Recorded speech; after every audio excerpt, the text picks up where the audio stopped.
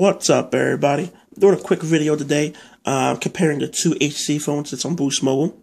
On my left, I have the HTC One SV. On my right, I have the HTC Evo Design 4G. I'm going to go through the hardware tour real quick to let you know about the differences between the hardware of the devices. On my left, like I said, I have the HTC One SV. It has a 4.3-inch screen. The resolution of the screen is 480 by 800. It's Gorilla Glass 2. And the PPI density is 217. It also has a internal memory of 8 gigabytes as well as 1 gigabyte of RAM. Also has a SD card slot that could go up to 32 gigabytes. It has a 5 megapixel camera, autofocus and flash, and shoot up into 1080p, 30 frames per second. The front-facing camera on the phone is 1.6 megapixels, shoots in 720p, 30 frames per second. It runs on one of the latest Androids, which is Ice Cream Sandwich 4.0.4. The dual-core processor is a Snapdragon processor, and it's clocked at 1.2 gigahertz. Again, it's a dual-core processor. It also has a Dropbox cool other feature is that it has Dropbox that gives you 25 gigabytes of storage for 2 years. On my right, I have the HTC Design 4G. It's a 4-inch LCD display. Resolution is 540 by 960. The pixels per inch is 275. It has 4 gigabytes of memory, as well as 768 megabytes of RAM. Also has a micro SD card slot that can hold up to 32 gigabytes. It has a 5 megapixel camera in the rear with LED flash that shoots up to 720p. It has a front-facing camera 1.3. It also has a 1.2 gigahertz processor, but that's only single core. It runs on the Android 4.0.4 as well. And that's pretty much it when it comes into, the specs. I'm going to do a little hardware tour of the phone. Quick review. Volume rocker. Power on and off. 3.5mm headphone jack. This side is flush with nothing. The bottom has a charger port as well as an additional microphone. On the rear, just the camera, the HTC branding, Beats audio, which is also another plus, and the speaker. This phone is flush with nothing on it. Has a power on and off switch, a 3.5mm headphone jack, volume up and down rocker, charger port. On the back is the 5 megapixel camera, the loudspeaker, the HTC branding, and Boost Mobile with HTC Sense. That was just a quick little hardware tour against each other. You're expecting, I know probably people, if you really listen to it, you probably expect this screen to be much, much better than this screen. Since it's QHD versus this WVGA. You expect this screen to look much better. That's not the case here. For some odd reason, the resolution doesn't mean nothing on these two displays. Maybe it's just the technology that's run behind the screen, but this screen looks much crisper compared to this one, even though this is a high resolution display.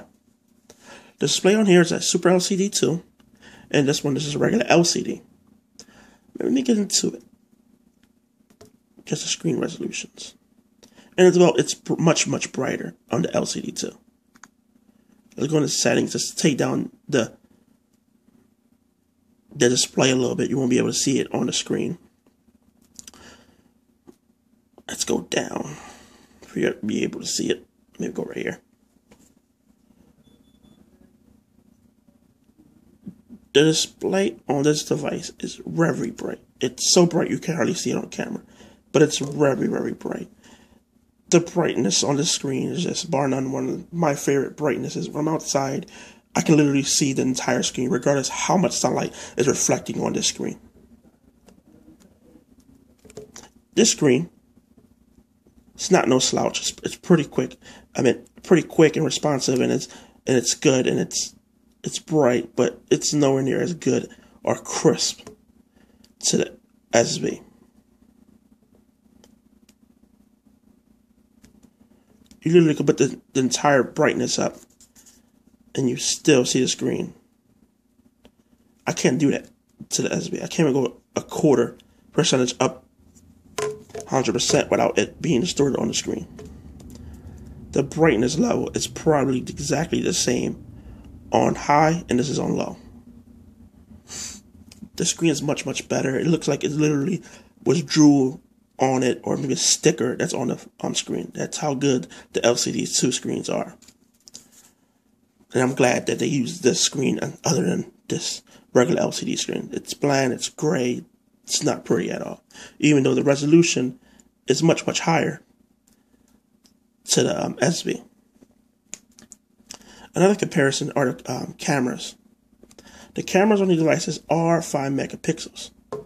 They're both are 5 megapixels. You expect them to take the exact same pictures, but that's not the case here. This device, 5 megapixel camera, is much, much more better than the one is on the Designer 4G. Has better camera exposure. The resolution seems to be higher, and the video quality is much better than this camera here. It's choppy, it's grainy, it's nowhere near as good as the one that's on the SV. And the front cameras are literally opposites. Clear, pixelated. Again, clear, pixelated. HTC One SV wins on that terms too. Battery life, you're expecting this phone, since it's so thin compared to this block, the battery life will be better on this phone. Yet again, it's not happening. This phone lasts literally almost a day, and this phone lasts me 3 hours to 5 hours if I'm using it, normal. The gaming on these phones, don't pick these up for gaming.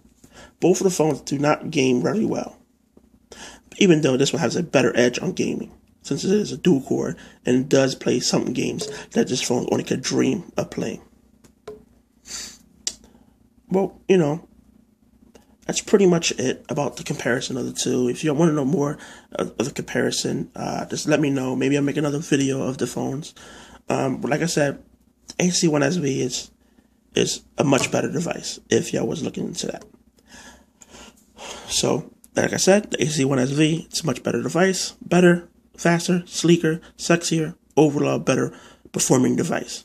So if you're thinking about picking up one of the two, if I was you, pick up the One SV, even though it doesn't have the 4G yet.